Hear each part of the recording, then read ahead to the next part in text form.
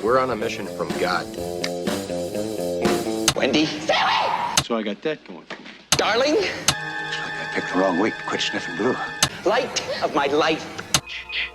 We enjoy your films. I am a human being. I thought they smelled bad on the outside.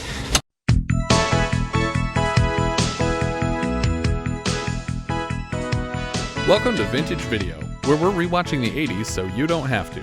We'll be reviewing every major film release of the 1980s in real time, overanalyzing what you've seen and spoiling what you haven't. I'm Patrick O'Reilly. I'm Jesse Bayless. And I'm Richard Wells. And today marks the 40th anniversary of the release of Zombie 2, aka Zombie, aka Zombie Flesh Eaters, aka Island of the Living Dead, aka Zombie 2 The Dead Are Among Us, on July 18th, 1980. That's a really specific title. Yeah, there's no AKAs for it though. It's weird. Are the AKAs like different titles from different countries, or multiple titles from the same country, or multiple releases? Some are different countries, some are home video release, and different versions of the movie.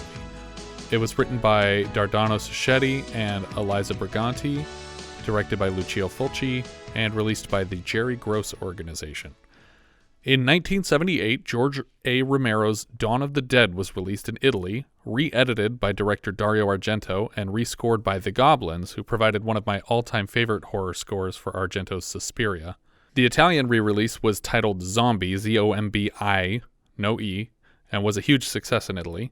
Italian copyright laws allow for any film to be marketed as a sequel to another work, and so an unofficial zombie sequel was very quickly greenlit. Director Fulci was unaware when he was working on the film of the producer's intentions to market this as a sequel to Romero's Dawn of the Dead, and was powerless to prevent it, preferring instead to release the film as Zombie, i.e., its own film unconnected to anything else.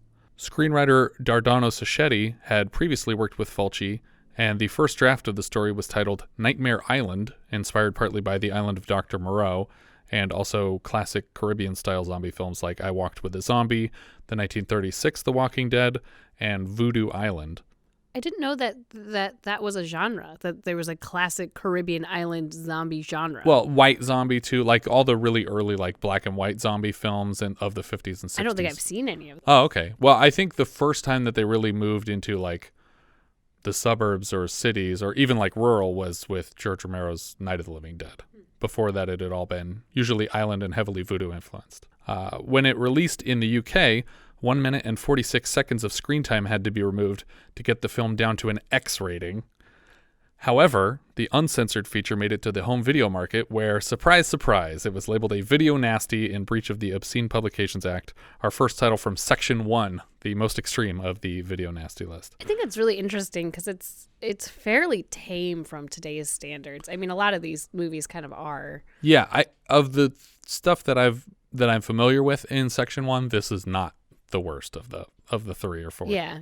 But even giving it an X rating seems really extreme to me because it's just, maybe we're just more lenient on blood and guts these days, but that's all it is. And maybe X is different in the UK. I'm not totally sure. Oh, so that X rating was for the UK rating system. Yes. Okay. Its placement on the video nasty list was an accomplishment that the film, of course, parlayed into its marketing.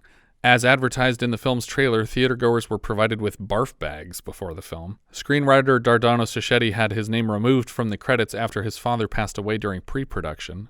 He wasn't comfortable being credited with the subject matter of dead rising from the grave only to be re-killed, and as a result the film is credited only to his co-writer and wife, Elisa Briganti. After the success of the film, Fulci began working on a sequel to be marketed as Zombie 3, but was sidelined by an illness, and direction was taken over by Bruno Mattei and Claudio Fragasso, the latter of whom would go on to direct Zombie 4.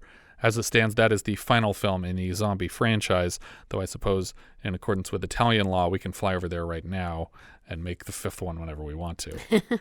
We start the film with a revolver pointed directly into camera. In the reverse angle, we see a body wrapped in a sheet, slowly tipping up in bed until the gun is fired, and we push into the brains and mess spilling through the hole in the sheet. The gunman, silhouetted by light behind him, whispers, The boat can leave now.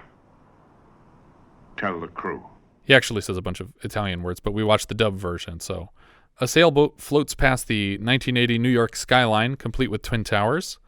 The boat looks empty. The deck is scattered with books and cans just rolling around.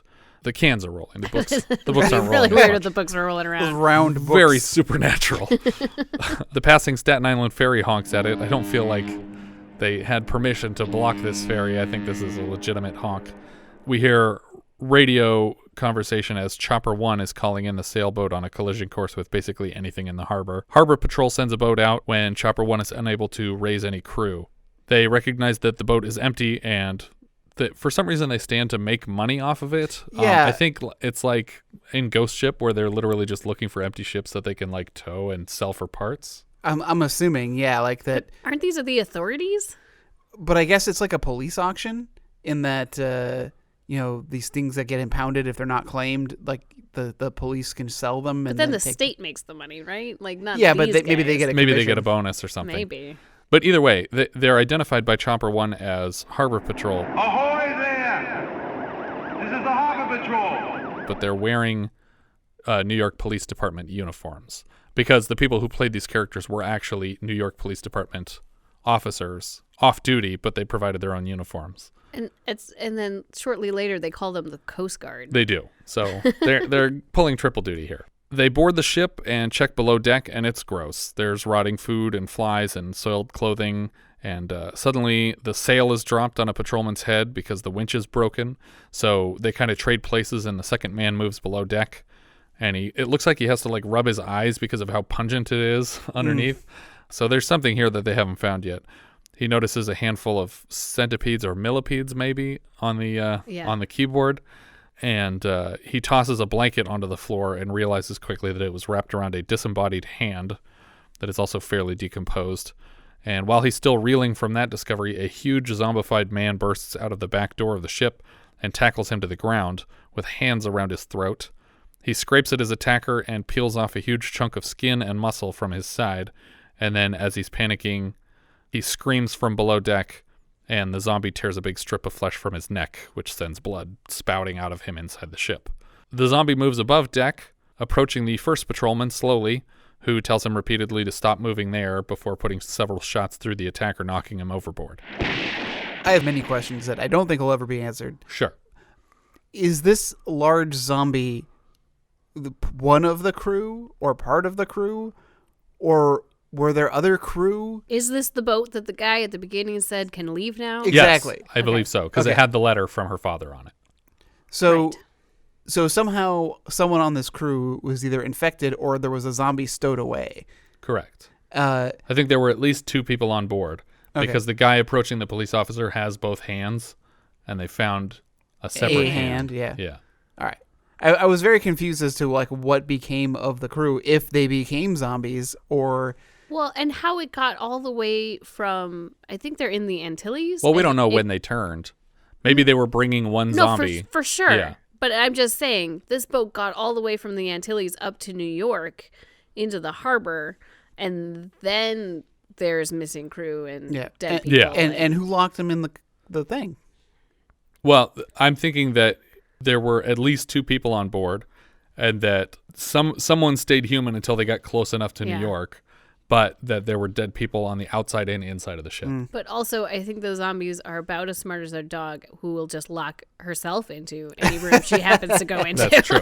Like, are there any corpses in here? No. Oh, I can't get out. I guess I'll just sit here. Guess there will be a corpse in here tomorrow, because I'm just not going anywhere. We cut to the offices of a newspaper, shot in the real-life offices of Rupert Murdoch at the time, who lit into the crew for interrupting several meetings during the production. A man is on the phone taking down the details of the ghost boat and offering to put a reporter on it.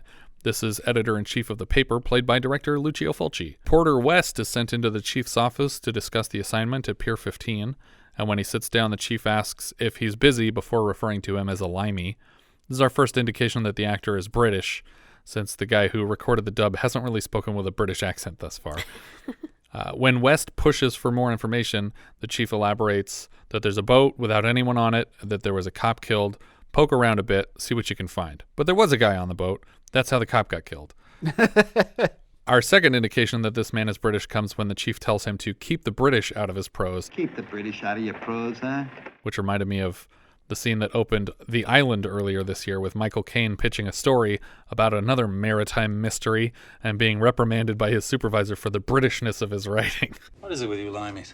Why do you have to use $10 words for two-bit thoughts? Expositorily, he adds, "Don't take advantage of the fact that your uncle bought the paper, but this plays no further part in the unfolding story." A team of investigators peruse the now docked ship, while additional officers hold back a crowd of, for some reason, curious onlookers from contaminating the scene. Inside the ship, Miss Bowles stands at the foot of a tape outline of a slain officer, and she's just staring across the ship at them. Under questioning, she admits that the boat is her father's. She appears to be hyperventilating and could likely have identified the boat from the dock. Not sure why they needed to drag her in here. Well, they're also accusing her of when she asks, "Where's my father?" and she goes, "That's what we want to know." It's it was the other way around, because they ask where her father is, and she says, "I was hoping you could tell me. Like, I have no idea." But she hasn't heard from him in over a month, and it's been 3 months since they last spoke directly. That's when he apparently set sail for the Antilles. So was he on this boat? No, because I think No, 3 months ago is when he left. I get it. Yeah. Okay. Yeah. No. And he wrote the letter saying that he's going to die in this place. Right. But weirdly, the subtitles here replace Antilles with Caribbean, deciding that the water is more important than the land, I guess.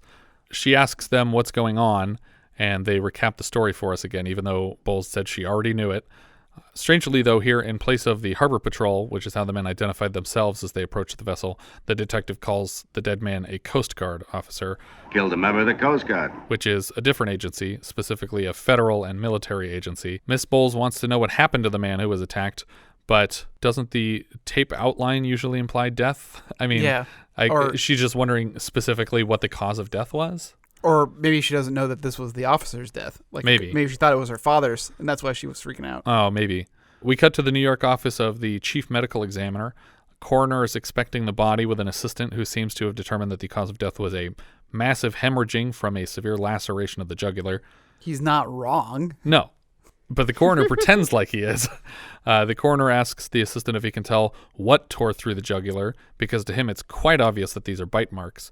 He asks for the scalpel, and when it's provided, it is far too dull for the coroner's liking, and he reprimands his assistant for not taking better care of the equipment. I wouldn't be able to cut my way through tissue paper with that. Is that part of your job as an assistant to, like, sharpen the tools? I don't know. I am not a medical assistant.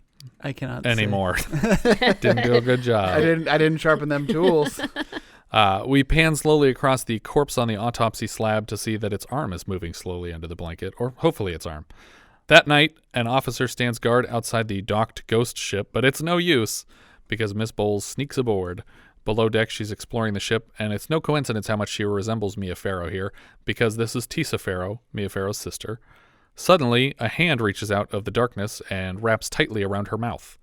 This is Peter West, urging her silence. Evidently, the guard has now let multiple unrelated intruders onto the ship he is guarding. Well, and it seemed like he was already on the ship. Yeah. But he says that he followed her here. But he was definitely ahead of her on this path. She asks what he's doing on her father's boat, and he suggests that neither of them is buying the official police story, or she wouldn't be here either. But what is the official police story? And why a cop died. Yeah. It's not like there's a conspiracy they're covering up. And why, what cover up, what possible story could they have told her that would be the official story? Yeah. And either way, there's no reason for him to be on this boat. There's nothing for him to find here. Well, but until he shows the thing that he found. Right, but that's not for him. It's not evidence to a conspiracy. He offers to share the information to get a more complete picture for each of them, and as incentive, he shows her this letter that he discovered on board the ship that she ostensibly owns now. Like, it's her dad's ship, and her dad's dead, so this is probably her boat now. Well, they don't know that he's dead. They just don't know where he is. Right. But also, didn't the police search the boat? Evidently not. If she really wanted it, though, I feel like she would just scream for help from the cop on the dock, and he would probably have to return her property, this letter. When she tries to grab it away from him, they knock a lamp across the floor, and they call the attention of the guard anyway. West agrees to help her out of this jam, but keeps threatening her with getting caught on her own father's boat like he wouldn't be in way more trouble than she would. He tells her to just be quiet and do what he says. As the cop moves below deck, the two of them are just making out ravenously on one of the bunks. Yeah, I don't know what the plan here was, because when we were watching, I joked, I was like, quick, make out with me. Yeah. And I was like, but that doesn't solve the problem of we're not supposed to be here. Nope, not at all. And You might as well just be standing there. Yeah, And be like, we yeah. snuck on. Sorry. Yeah. We were really seduced by all the rotting meat and flies. Yeah. Yeah, and that's pretty much their story in that he says, oh, I try to find places like we were in a boxcar. Yeah. It's like she goes, He's like, oh, it was her idea. I'd have been happy with a boxcar. It's like they like to apparently just fornicate in Gross odd places. odd locations. But she's like, Oh, no, never again. Not another boxcar. Well, she's totally in. Like Yeah. she's committed to this fantasy. but for some reason, the cop buys the whole ruse, and he excuses them without any issue from this active crime scene. And no report. Nope, nothing. We cut to the next day as West is reading the letter over the phone while Bowles just stands there in shock, likely having just read the letter herself. But it's from her father, and it's to her. He mentions that in the course of his investigations on this island, he's contracted some mysterious illness, and he ends the letter predicting that he won't leave the island alive, but reminds his daughter that he loves her before saying goodbye. West ropes his editor into buying them both tickets to the island to investigate further, again mirroring what happens in the movie The Island. When the plane lands in the Caribbean, they set about seeking a boat to the island Matul. That's where her father was. They have to bribe their cab driver to remember anyone they can charter a boat from in the Caribbean, because that's not a popular tourist thing, I guess. Evidently, 2 American tourists are on the island, only 2, and they might give them a ride if they ask.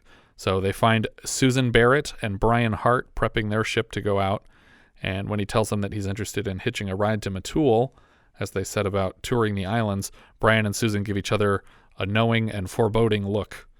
Despite Peter's explanation that they are seeking Anne's missing father, Brian says, It's not a cool place to hit. The natives claim it's cursed. They avoid it like the plague.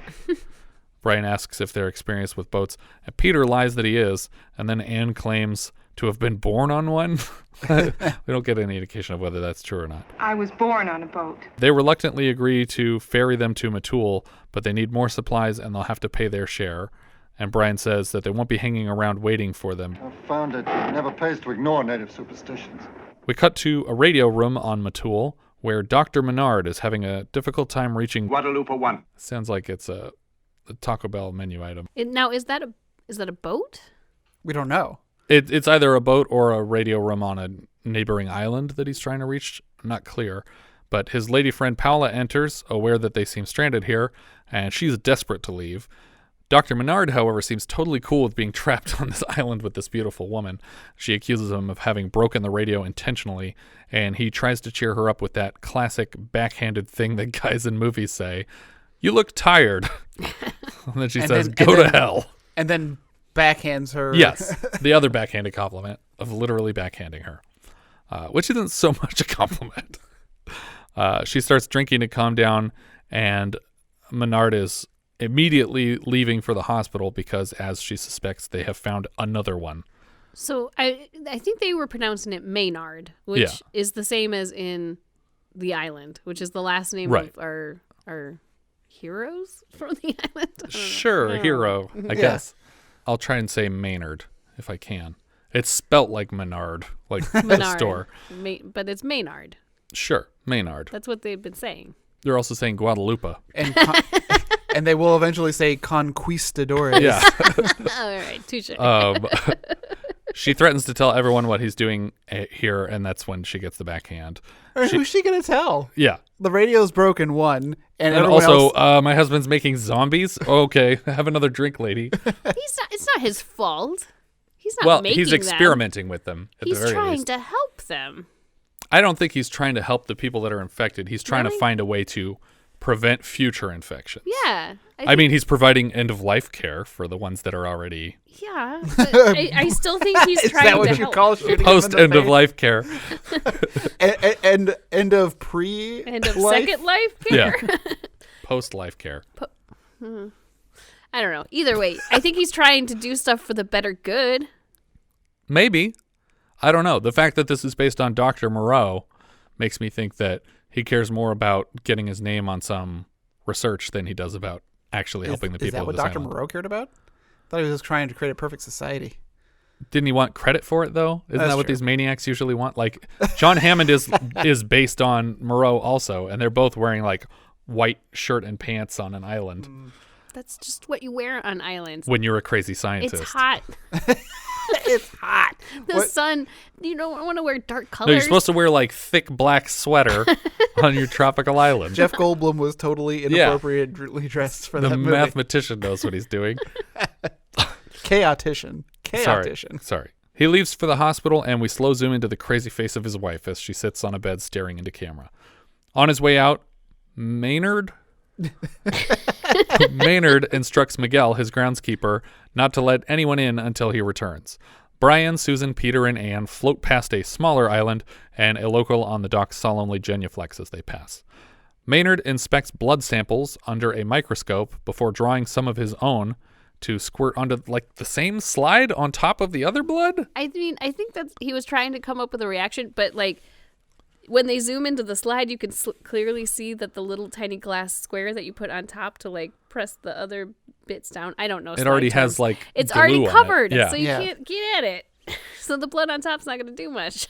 Either way, he's a bad scientist. Back on the boat, Brian's not having much luck locating Matul. He informs them that a lot of these islands aren't even charted. Susan asks if they can stop down for a moment so she can get some underwater shots, and she strips down to a bikini bottom, or I guess a thong. It's not even really a full bikini It bottom. doesn't even seem like a thong. It's like a piece of fabric that's just wrapped around her bottom. And she straps on her scuba gear, and while Susan's underwater, Anne notices that the island straight ahead in the direction the boat is moving could probably be Matul. Probably shouldn't be moving while Susan is taking pictures underwater. Yeah, and why was it necessary for her to do this? She's a photographer. It was part of what their trip was. She said the water was lovely. Yeah. But there is definitely an island straight ahead. While Susan continues her photo session, a tiger shark appears and pursues her. And when she finally notices it, she smashes herself against a coral reef to escape, which would be extremely painful for someone who isn't totally naked underwater, let alone Susie here. She surfaces and screams to the boat for help, and Brian takes a few pointless shots at the shadow of the shark from above water. I think that's what he's doing, unless he's just trying to scare it. I mean, so first of all, as we know from Mythbusters, those bullets aren't going to go very far when they hit the water. But two, at that angle and seeing the shark through the surface of the water, that mirror kind of like refraction, like you can't tell what that shark is. Yeah. So you're shooting at something, but the angle is completely wrong. And then we get a moment here where the shark full speed rams the boat hard enough for like an Irwin Allen rock and roll, and all the passengers are knocked on their sides. Susie hides behind another coral patch, and suddenly a zombie throws a hand around her. She tears a piece of coral free from the rocks and scrubs it across the zombie's eyes when he won't let go of her. And when she finally breaks to the safety of the boat, the shark sets its eyes on the zombie. And then we get one of the coolest scenes ever in any zombie movie ever.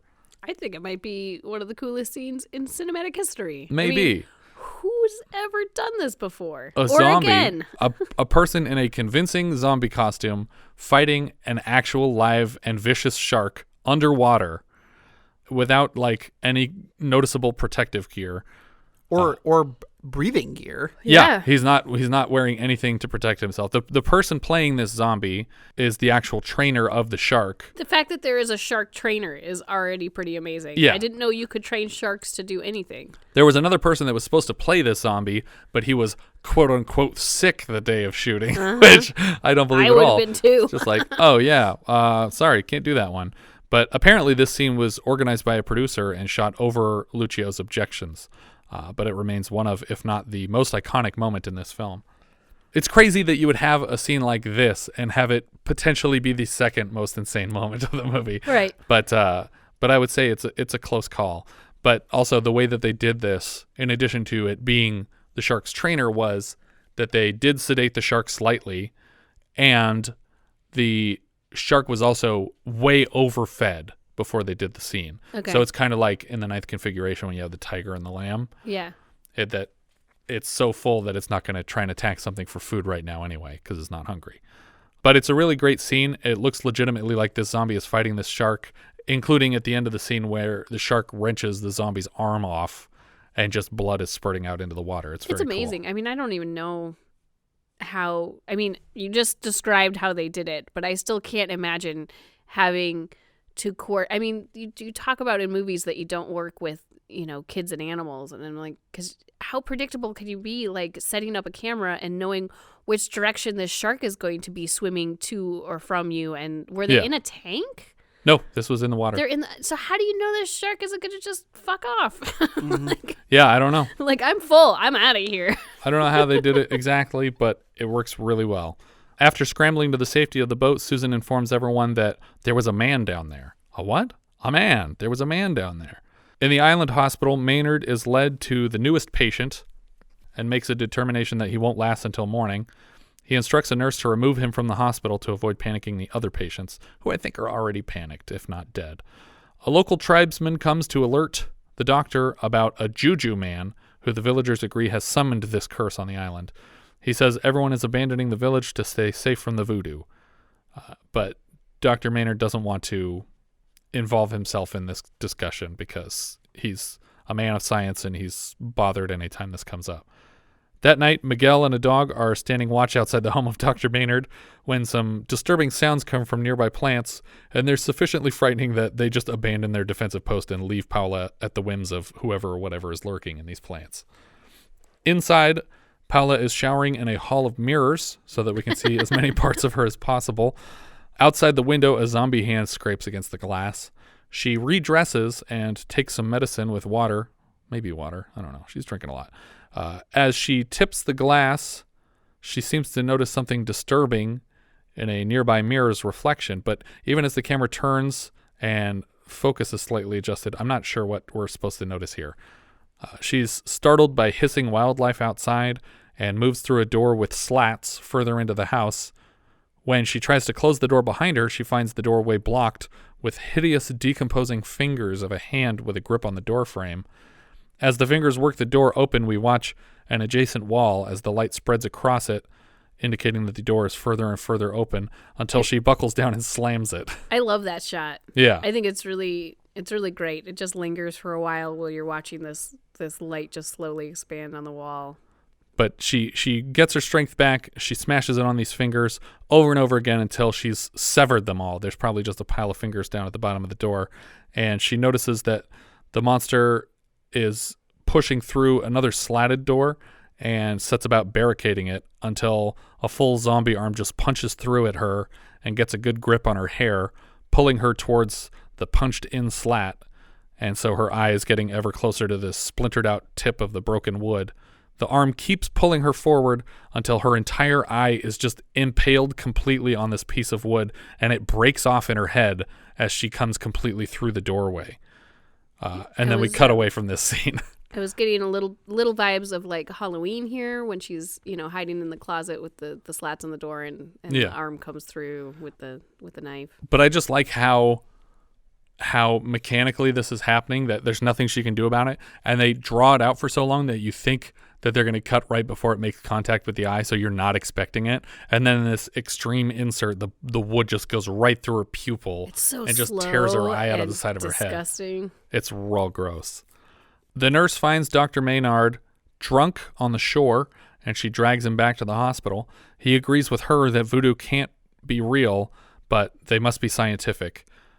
On the sailboat, Brian and Susan surface after checking the underside of the boat. For whatever reason, Susan is now completely nude and announces that the drive shaft is cracked, a result she assumes of the shark colliding with the boat.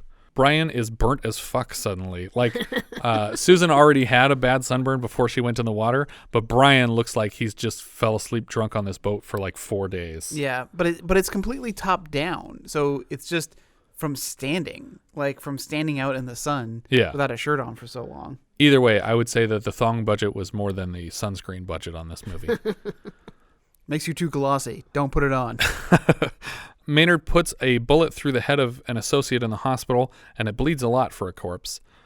Back on the boat, Brian is firing off flares in hopes of a rescue. Lucas, the man from the village, points the flares out to Menard, and Lucas and a nurse dump the new corpse into a mass grave, which is maybe 1.5 feet deep, on the beach, So these are for sure just going to wash right back up. Yeah, it's in sand and it's really shallow. I think that's really just not going to stay. It looks like a hole that you could dig with your feet. I feel like we've dug bigger holes on the beach trying to bury our children in the sand.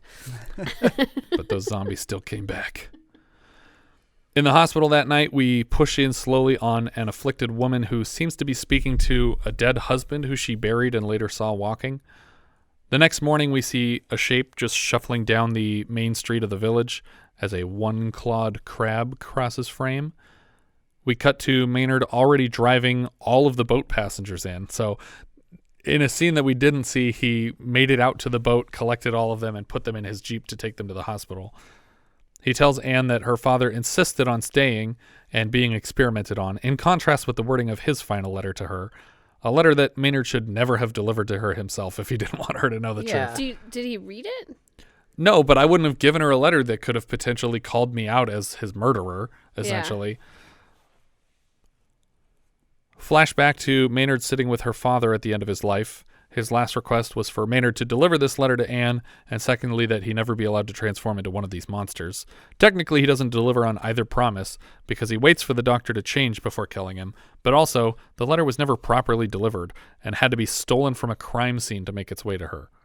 When her father's body rises on the table, the doctor shoots it through the head, and we get a repeat of the opening shot, and we see that this is where we started the film. Anne asks what her father was infected with, and Menard starts to explain to her what voodoo is, but Brian calls it a bunch of silly superstition, after earlier insisting that it never pays to ignore Islander superstitions.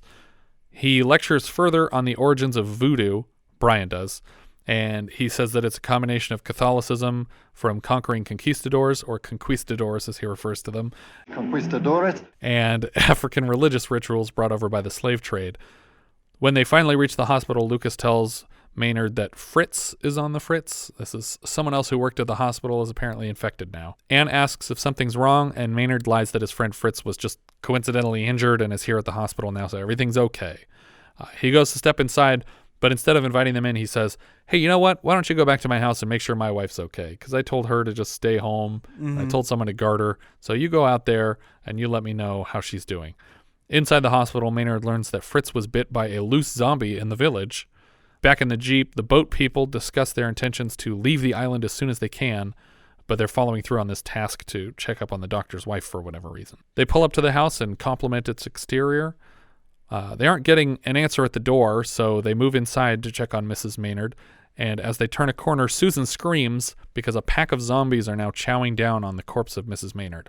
I do like that, not unlike the shark earlier, that because they're full and they have their food in front of them, that they're not interested or enticed by this scream. They're just like, oh, people, I got my food here. It must be someone else's order. On their way out, though, they come face to face with a pack of arriving zombies who just got the text about the barbecue or whatever, and they use decorative weapons mounted on the walls of this house to slice and stab their way out of it.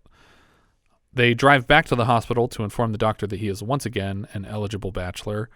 And at the hospital, the doctor basically has to wrap Fritz up. They don't make it back the whole way on the Jeep, though. No, but they're driving back to tell him that. Oh yeah. They don't get the whole way there, but they're headed that way to deliver that message.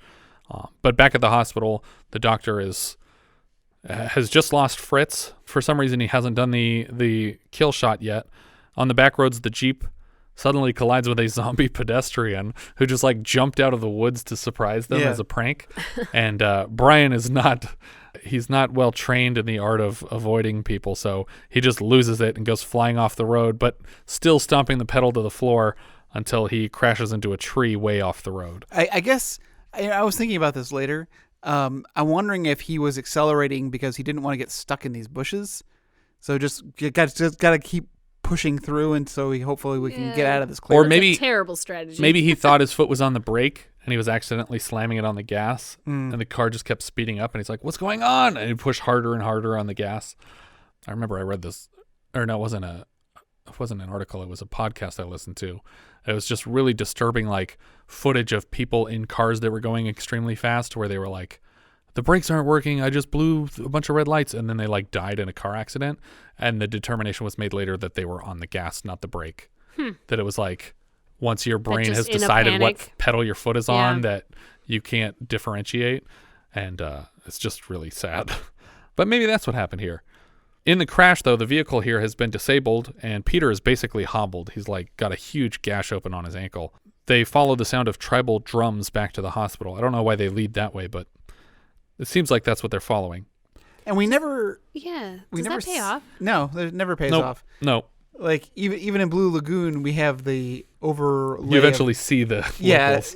Well, it was funny because when it first started, I was like, "Oh no, this is just soundtrack. That's not actual people." And they're like, "Wait, there's drums." And I'm like, "Oh, okay. So this is leading us to something." And here, the music is actually driving Susan crazy. Like she's just losing it and burying her face in Brian's chest because she can't take it anymore. Are there zombies playing drums? No, I think it's the people in the village are trying to ward off the evil spirits with this music. All right. They continue through the plants along the shore, and we cut back to the hospital where Menard now asks Lucas directly if this sickness might be voodoo related, which he already said it was. Lucas says that his grandfather always said, When the earth spit out the dead, they will come back to suck the blood from the living. That's nonsense. which calls to mind the line from Zombie 1, a.k.a. Dawn of the Dead. When there's no more room in hell, the dead will walk the earth. Which in turn reminded me of Winston's line in Ghostbusters. Do you remember something in the Bible about the last days when the dead would rise from the grave? Back with the boat people, off the beaten path, they've come across an ancient conquistador graveyard. Brian finds a 400-year-old bronze helmet, and Peter and Anne decide to take a rest on these graves for some reason. She worries out loud that they will never escape this island, and Peter calms her down with another makeout sesh. However, they are very quickly cock-blocked by a pair of decomposing fists, one of which grips Anne's hair, and another one helpfully massages Peter's shattered ankle bones back into working condition. Also, but I don't know what the rules are for zombies. Yeah. I don't like zombie movies, but what amount of material on your body is required to make you mobile? Almost none, it would seem. Yeah. Well, but these guys seem pretty fleshy for having died 400 years ago. That's true. And being buried only, again, a foot deep in this beach. See, I'm more confused with what process reanimates you, because these zombies clearly weren't, these corpses weren't bit back when they were alive. But you're thinking about it like it's actually some sort of infection, whereas they're saying it's voodoo, as in there is some sort of magic that is bringing these things back to life, not a disease. Right, but some part of it does involve having been bit by a zombie turns you into one. So there's I don't know if it does. I think these people are being bit and that's killing them, and dying then makes you become a zombie. If you get bit and you can get far enough away before you die, you might not reanimate? Maybe. Okay, interesting. Well, but that doesn't apply to the ending then. Well, because what happens in Night of the Living Dead, which is, zombie negative one, I guess, is that it's like literally just radiation is causing these bodies to be reanimated. Yeah. So I guess it would mean that, right, because they are implying at the end that it's sort of spreading. Right. Like a disease, as but opposed to there it it's being getting anybody that dies. Right, that's true. Right. Yeah. Yeah. So I would say if you're on the island and you got shot in the heart, no bite, someone just came up and shot you in the heart and you died, you would come back, because people were talking about seeing their loved ones who came back, who had been dead for a while already. Right. But for whatever reason, if it's in the brain, then whatever it is that's reanimating your corpse can't actually control your body. But see, to me, I know this is I guess a discussion for another podcast. What percentage of your body mass is required for you to be a zombie? Can a skeleton be a zombie? I don't know. Can a skeleton become mobile? Or do you have to have some kind of... I think that the mass of body that you need to have is at least the brain or the brain stem, because that is what we destroy in order to stop these things, right? So if the brain, I think that's literally all that's required. Because in Return of the Living Dead, there's a torso with a head that's thrown in through a window and can talk. Yeah. It can talk? Oh, yeah. Return of the Living Dead is amazing. I've never seen those movies. Return of the Living Dead is the only zombie movie I will watch. Because they're mostly comedies. Preferably with Joe Bob Briggs' commentary. Yeah. But it's a talking a talking zombie that says a talking zombie? Question mark, exclamation mark. But she is like mostly like just a little bit of meat, but mostly bones. Yeah. Like because her spine is like flopping around like a tail. I think as long as you have brain matter left, which is why I feel like you're right. A conquistador would have less brain mass left than someone who just got shot in the head. Yeah. So they shouldn't have any brain mass left after 400 years. Who knows? Either way, in that damp soil. Yeah. Yeah, like right on shore too. But that happens. Brian leaves to check on them as a worm-infested face is rising from the ground right in front of Susan and very slowly approaches her, but makes it the whole way to her for a very deep neck bite. Brian is helping Anne and Peter escape their grasps, but when he comes back, he sees that Susan has been killed or essentially doomed by this bite, and Peter ends up bashing open the head of her attacker, lifting up a crucifix grave marker from one of these conquistador graves and just smashes his head open and spills brains all across the dirt. The boat crew reach the hospital that night with a herd of zombies in tow. The doctor lets them in, but they barricade the doors behind them and essentially inform him wordlessly of his wife's passing. He says, "Oh, did you find her?" And they just like don't say anything and give him, shitty looks. And he's like, "Okay, cool. I'm going to hit on this nurse now." Menard discusses all of the scientific findings and seems to be having a breakdown when bacteriology, virology, and radiology can explain the phenomenon. As the zombies eventually start breaking through the defenses of the church/hospital, they start loading up shotguns and Molotov cocktails. Menard is attacked by Fritz in the back room, who he neglected to brain. But Brian takes this opportunity to teach himself zombie killing techniques. He learns very quickly by shooting once into the chest, and when that doesn't stop the zombie, he shoots it in the head, and then it dies. So he finds that Menard is basically dead. He's been bit, and he's going to die, and he collects Menard's gun as another zombie is standing up behind him. A new zombie takes a large bite out of Lucas's arm, and the nurse is just backing against the wall terrified until Brian rushes in to save the day, and he tells her to help him carry some Molotov cocktails after he headshots the 3 zombies in the room with her. And when she turns around to collect what he said, zombie Lucas starts rising from the floor and gets her. So now she's gone. Then he comes for Anne and Peter takes him out. When the crowd of the dead finally break through the walls, the survivors are just hurling Molotov cocktails into the horde. And they seem really ineffective. Yeah. Like they're not like spreading the fire. They're just exploding. And they're not slowing down in their walk either. Yeah. They're still shambling forward. It seems like almost would have been better would be to have just thrown the full bottles at them first and let them smash on them and get them all coated. And then light it. And then light them. But we got a lot of shooting and more bottles being thrown into the fire. As they move to escape out of the back of the hospital, Peter continues to waste ammunition where Brian is fully capable of disabling these monsters with the butt of his rifle, until he comes face to face with Susan Zombie, and he's, transfixed. It's his wife or lover or whatever their relationship is, and he can't bring himself to kill her, and she gets close enough to take a big bite out of him before he demands for Peter to shoot her. They patch Brian up and they rush him to the boat as the church finally erupts in flames, and they do make it to the boat, but Brian basically passes out on board, and he's unconscious as they're racing back to New York, which is going to take them forever.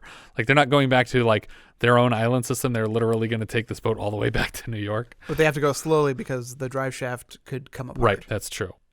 After he passes out, we get a POV shot of him kind of waking up on the boat as Anne puts a cold rag on Brian's forehead for all of 2 seconds and then just pulls it back off, but he dies anyway. They decide to keep him on board, though. Interesting choice. Peter seems to think that they'll need proof that any of this happened, but I'd much rather have no proof that anything happened and stay alive. To cheer her up, Peter puts on the radio, and they learn here that the zombie cop in New York kicked off a full-scale pandemic and that the U.S. has been overrun with zombies. Brian has reanimated below deck and is struggling to get out of the ship, and we cut to New York as zombies are just wandering across Brooklyn Bridge. And the news anchor that was reading the story on the radio is saying, "Oh, well, I've just been informed that they're in the building. Oh my God, they're in there! Ah!" And he's just getting eaten by zombies live on the radio. Just been informed that zombies have entered the building. They're at the door. They're coming in. There is an absurd amount of traffic going across this bridge for the horde of zombies that is taking the walkway. It was definitely a cheap shoot, They just had like a bunch of bridge extras. down. They gave all these people like $20-$40 or something like that and dressed them all in makeup and just said, walk slowly across this bridge, and we got like one shot at this. But they also for earlier when they had the helicopter shots, apparently used to be able to pay like $25 for a helicopter ride around the bay, and so they just did that and then shot while they were on the helicopter and got all of their aerial footage. Wow. Like Lucio by himself got all of the aerial footage for this sequence. But yeah, that's where we end the film with the zombies just shambling over the bridge, and we've lost the United States. And that's the end of our film. Our director here was Lucio Fulci. He's probably best known for his Gates of Hell trilogy, City of the Living Dead, The Beyond, and House by the Cemetery, if not this. I usually go to this first, but a lot of people prefer The Beyond. Well, this is the only movie I could have named of his. Yeah. He also did New York Ripper and The Black Cat. The writer here, Elisa Briganti, did 1990 The Bronx Warriors, which is basically like an Italian version of The Warriors. She also did a movie called Hands of Steel. Her husband, writer Dardano Sacchetti, did Bronx Warriors with his wife, and also a movie called Devilfish, which I think is also called Shark in some markets. Tisa Farrow was Anne Bowles. She was a party guest in Manhattan because she is the sister of Mia Farrow. She was the lead in Anthropophagus, another Italian gore fest. And Richard Johnson was Dr. Menard here. He was Dr. John Markway in the original Haunting, which is the part that Liam Neeson plays in the remake. He plays Grandpa in The Boy with the Striped Pajamas, and he plays Hugh Drummond in a movie called Some Girls Do. Al Cliver was Brian Hull. He's in a movie called 2020 Texas Gladiators, which looks like another Italian Warriors that takes place right now. Stefania DeMaro played Nurse Clara, Maynard's assistant. She was Linda, a stewardess in Cyclone. She played Jessica Murchison in Nightmare City. She also was in the art department for English Patient.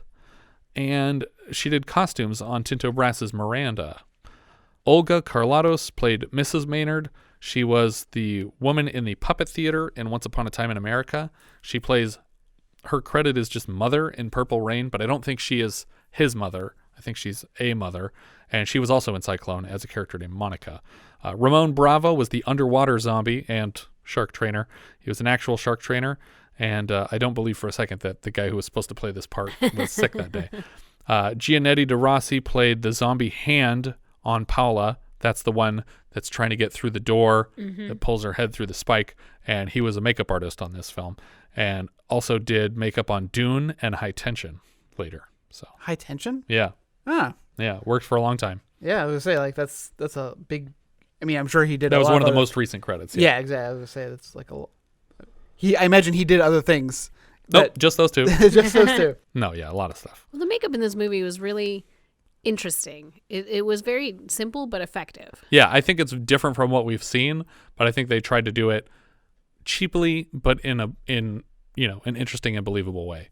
I think the blood looks really good, and I do like the idea of, because it's mostly clay, soft clay, that they were able to do these faces up real quick, but they could also mash insects into so that it looks like they're breaking through the skin of the people that they're on, which is it's an extra level of realism. I liked having the worms on the people's faces and stuff like that. I don't think I would like that if I were those people. But no, probably not. But obviously the killer makeup job is when the eye is coming apart on the door frame is just incredible.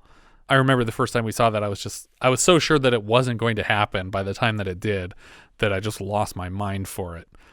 And obviously, it's amazing that you can have someone dressed as a zombie underwater and not have that completely come apart while you're like wrestling with a shark for the scene.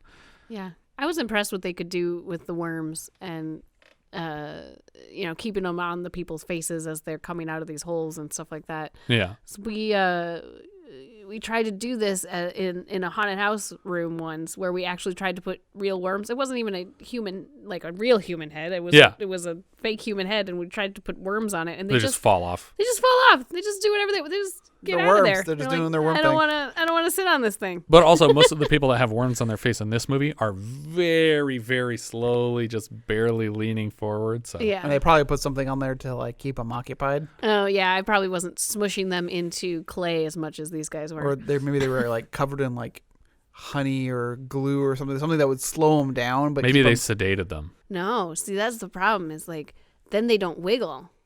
You know, that's true. That's just a little bit. Just a little bit. I'm just trying to imagine like sedating a worm too. What if you stick dunk a little them, needle in them and just put you dunk them in a Four Loko or something. So then they have energy, but they're don't drink that one. Cool. That's the Four Loko with the worms in it. You know, they say if you eat the worm at the bottom of the Four Loko, that you're fucking weird. That you have a lawsuit against Four Loko. But yeah, I like this movie a lot. Not me. No, not Richard. You're Nope. going to hear that for most zombie movies, I suspect, until we get to the Return of the Living Deads. Yeah. But yeah, no, this is a classic for me. And it's also a really, really nice transfer. This one is called Zombie because this is Lucio Fulci's cut of the movie, and it's Zombie IE, not I. So it's the way that he wanted it to be released initially. Oh, I'm sorry. I thought you were like, i.e., like example of a zombie. No, I was like, oh, you're spelling zombie. I get it now. Yeah. I thought that earlier the first time he said it when he Perfect. took me a little longer. Vis-a-vis concordantly. But yeah, I like this one a lot. This is a big thumbs up for me. Oh, I give it a big thumbs up. It's gonna be a down for me, and you guys are gonna hate where I put it on the list. No, it's okay. I mean, I feel like even if you don't enjoy horror films, you could appreciate some of the artistic value in this movie. Mm-hmm. Yeah. No. Okay. That's a no. As long as it's above Caligula, that's all I ask. It is. Okay. It is above. In fact, there's two other ones that I put below it. To indicate why, I might as well just say where I put it. Okay, where's this going on your list, Richard? No, I'm gonna keep giving weird hints. This is number 83. Ouch. And the only things that are below it are Caligula, Serial, and Bon Voyage Charlie Brown. Oh my god! Because seriously, fuck Charlie Brown. You put this under Gorp? I put it You're under an asshole. Gorp. Whoa. I would rather watch Gorp. No, you wouldn't. Whoa. You forgot watching Gorp. Infuriating as that movie is. No, oh God. That's not even true. You know what? I'm not even offended because that's not even what you believe. Anyway, just where does it go on your list? You'll see what you believe later when you look at the list. Significantly higher. I'm gonna put it above Die Laughing and below Blue Lagoon, which is a lot in common with Blue Lagoon, actually. A lot of naked swimming and islands, drumming. It's like 15th on my list, I think, so far for the year. All right. I think this goes right above Friday the 13th and right under The Stuntman for me, which puts it in 11th. I think that's about everything for this one. If you guys have any thoughts you'd like to share with us, we are Vintage Video Pod on Twitter, Facebook, Instagram, and Letterboxd, where, as I've said before, you can find each of our full movie rankings for the year. We can also be found at vintagevideopodcast.com. Please consider rating us on iTunes to help people find the show, and if you take the time to leave us a review, we will thank you personally in an upcoming episode. If you're feeling especially generous, you can also support the show through patreon.com/vintagevideopodcast. Thank you so much for listening, and I hope you'll join us next time when we'll be discussing The Earthling, which IMDb describes like so. Patrick Foley wants to spend his last days in an isolated Australian valley where he meets Sean, whose parents were killed in an accident. Unable to accompany the boy back to the civilized world, he teaches him a rugged way how to survive. That's what it said. A rugged way how to survive. I would take the word how out and just say a rugged way to survive. We leave you now with the trailer for The Earthling. After 40 years, Patrick Foley is going home. Home to the only place he was ever really happy. It's a valley within a valley. It isn't easy to find or get into. Never been put on a map. But his journey is interrupted. He is a silent witness to a terrible tragedy. I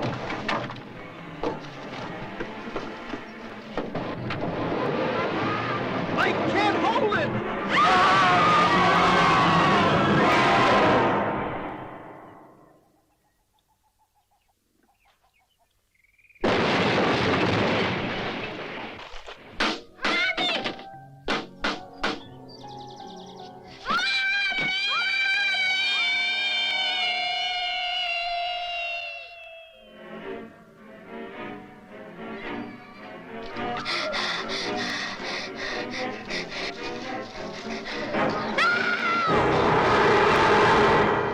mama's dead, and your papa's dead, and that's the hard truth. And someday you're gonna die, just like someday I'm going to die. Till then, you fight like hell to stay alive. You get that? You look to the creeks for food, water plants, and you eat bugs. And I don't care what kind, because they're nothing but protein and fat anyway. And you catch frogs, and you eat flowers. No. That's how I outsmart all those wonderful creatures. Next time, catch your own. Foley? Yeah? My clothes stink. Wash them.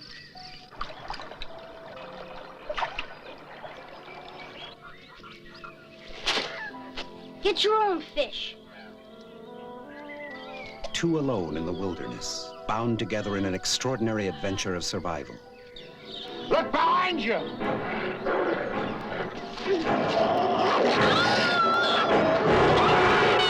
Academy Award winner William Holden finds his life's meaning in a selfless act of love.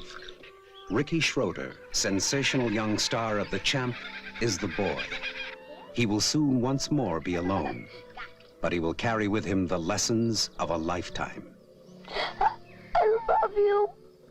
I never told my father that. I love you. Don't ever be ashamed of love, boy. Show it. Always show it. They were Earthlings in this strange valley. The man would never leave. The boy would never come back. The Earthling